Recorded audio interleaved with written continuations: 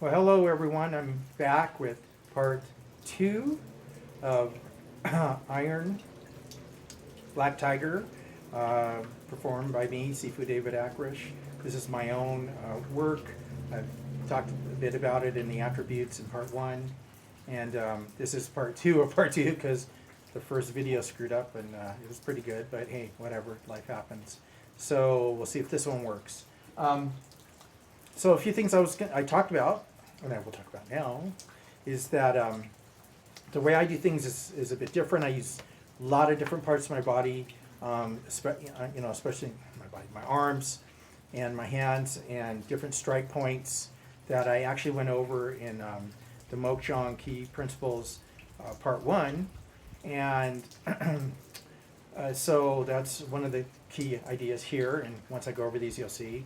And a lot of the tiger movements, at least the way I do it, has to do with the crushing or tearing apart movements. So, or ideas where things are either coming in or pulling apart.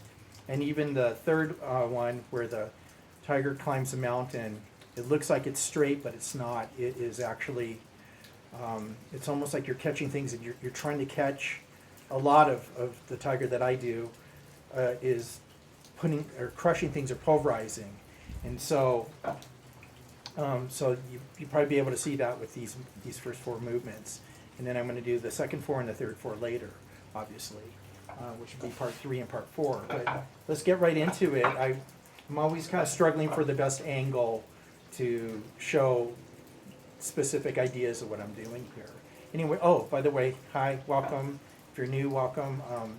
Hope you enjoy the videos. Hope you look at all the ones that I have, especially the 20 principles, key principles of the Mokjong. Because everything that I do through those key principles I'm doing here, but I'm not going to really get into all of those. But they do apply because after time, everything kind of molds together, becomes one. And so, but anyways, let's get into the first one, which is, and it's always the Iron Black Tiger something. So I'm just going to say the last part of it, gathers its prey. So on the first one, and what I've done is I've set up these 4 techniques to coincide with the movement of the Mokjong arms, so I don't have to keep recessing them and resetting them actually up. So the first one is a gathering. Like I said, gathering its prey, which is almost a pulling in. And as I said in the attributes, these are medium to short range. And maybe somebody's very close. And I don't talk a lot about application, but maybe I'll do a little bit more on this time round with these first techniques, which I didn't do on the other video.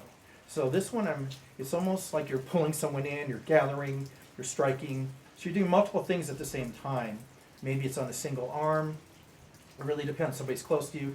All of it really is close quarter because the tiger is short range to I'll say medium range, whatever that means. But it's pretty close in on any of these strikes. It's not really a long arm strike like you might find somewhere else, maybe with a crane or something else I do with the ape. But with this one, definitely is keeping it very close and tight and using a lot of action strength, which is again one of the another attributes. So really using your whole body. So anyways, the first one, I'm pulling in and striking at the same time. The first one is on the arm, and then or my left arm, and then my right hand is actually striking the Mokjong. So this is the first movement on on these techniques, which is get the tiger's gathering its prey. So in, and then on the second one, I'm actually rotating and moving outwards. So the first one was a gathering in, pulling in, striking, using the forearms, using the palm, using different parts, which I do. Sometimes I'll use different parts of my arm as I'm doing these different techniques. So they're not always exactly the same. So second one, so here's the first one. Second one, I'm going to, is called exploding the center. So the center being maybe the stomach, or even if it's a little lower down, the bladder, but more the center of the body or downwards, the middle of the body. And so with this one, my arm is horizontal for half of it, which is the arm part, and this is actually horizontal too, so they're both horizontal, and one of them's a little bit lower, but this could be done higher, but I usually do it lower because it's the center, so you could call this something else, exploding the head or the nose, but I'm dragging away and using the inside of my forearm. Well, on this one, which is very unique to this movement, is it's the tiger claw, but I'm using the back of my hand. And I think I said, I'm not sure which video, but it's been a long night. But, it was the other one, the attributes, where someone said the attributes of tiger, one of the ideas of tiger is using a lot of fist. And I'm like, I don't use any fist. I use only the tiger claw, but I use all different parts of it. So with this one, I'm actually using the second, exploding the center. I'm actually using my arm part or the forearm, the wrist, I guess you could say. But it may be hard to see with my black jacket. But I am using the back of my hand. So that's really a major point on this movement, on this technique, is to, so here's the second one, it's very close, very tight in movement. And actually, I'm using the back of my claw, back of the paw. But I was going to say that this could be on the video where I talk about short distance power, and this really is it right here. So it's very short. Maybe you're once again in very close, maybe tied up a little bit, so you have to explode with your back, with your chest, with your chi, and reopen. Now this could be an entry where you're going into something or where you're getting out of something too. So I'm going to use very quick, short. This is almost maybe 3 or 4 inches from the mochong and very close to the arm here. Okay, so there it is. So that's number 2, exploding the center. The very first one was gathering, pulling together, and this hand stays the same for the second one, but I rotate for the on exploding the center. I'm rotating my left arm, where on the first one, gathering straight, both hands, I guess you say both palms are inward, but then I rotate, so inward, then I rotate. I'm just putting this in this order, and then exploding outwards. Okay, so exploding outwards. So there it is right there. Then I'm going to rotate inwards, gathering chi, and this is tiger climbs the mountain. So from here, this should be, I think I just moved it, okay, that's right. So tiger climbs the mountain. But it isn't just a focus on the lead hand, which is a movement upwards. It's actually, and I think I pointed this out before, where one hand's moving forward and one's going forward and one's going sideways. So you are capturing or crushing something between. So it isn't just the idea of striking something up here, but actually catching something with this hand coming across, clawing it down, and crushing in between. So multiple things are happening at the same time. It's very advanced to be able to do that, and in a sense it's kind of simple too, of an idea, but advancement is where your timing, your distance, and application come in. But anyways, so there it is right there, double striking. Oh, by the way, I forgot to mention that all of these are double strikes. So there's either simultaneous, there's only 2 types of really movements in close quarter combat, at least in my school. Only 2. Tell me if there's more, but there's either simultaneous, which I'm doing here, everything's landing at the same time, or we could say in series or sequential, where one comes after another.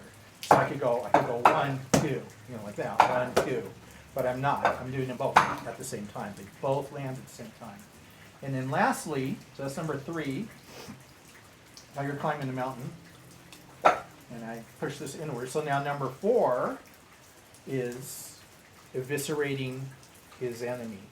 And so Black Tiger is eviscerating his enemy. So this is if this one's inwards, which is the last one, you know, once again, I'm flipping and both are outwards. And I'm pulling away and tearing, or again, eviscerating. And this one is, you can do this one high or low, and it's landing at the same time, but it's a pulling. If you do this correctly, you really feel your back, your chest, your abdomen. You're really exploding from inside outwards. And so, here it is right there. So let me go through all four. That's a pretty wicked one. Once again, I'm using the inside of my forearm. It takes time to develop that, and all those developments are on the 20 key principles of the Mokjong. So then you can apply it to other things, other animals, whatever you're working on, or if you're going to start something. But I'm applying it to the Mokjong is so important. And so I'm going to say it probably the rest of my life.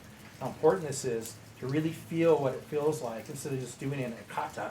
And whatever, whatever it is, it looks cool and it's fine. It's a way to learn. That's only level 1.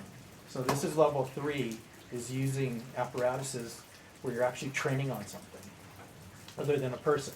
Okay, so let me go through these one more time. So let me set this up. So gather, center, so exploding the center, person's gathering, exploding center. Let's go over and over, spend all day on that. Here, here. And I am trying to really get inside here on the first one. Second, I'm really inside. Third one, once again, I'm on the inside and going upwards. And then on number 4, I'm rotating. Both arms have to come up. So there's a lot of shoulder, chest, ladder, your lats in this last striking movement. So, and there's the last one. So I'm going to go through one turn. 1, 2, 3, and 4. So that's it. Those are the first four.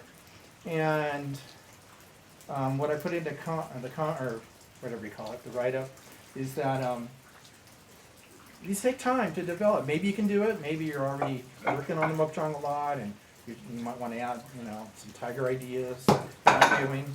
But if not, these take time to develop, and I'm really striking this pretty hard. And so you don't want to hurt yourself. So you want to take your time, or find an instructor, or I don't know, write me, whatever. And it isn't just something you just go up and start doing. That's my point. It takes time to get into these positions, not smash your fingers, be ready for what it feels like, the pain, understanding the exploding. So a lot of that I've explained in the 20 key principles, like I keep saying. And so it's probably be really good to go through those. But let me do this one more time.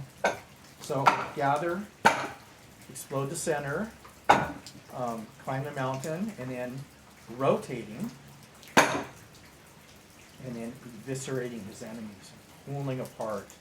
So all of these are really filling your body, but that one you really feel the back and the shoulders and the biceps, the triceps. So everything is kind of happening at the same time. And so that's it. So that's video part 2 and of Iron Tiger, Black Tiger. And these are some of my techniques. These are things that I put together based on all my training through my other Sifus and other people that I've worked with. And so can't wait to show you the next one. And I will be back soon. And I hope you're having a great night. Talk to you soon. Bye-bye.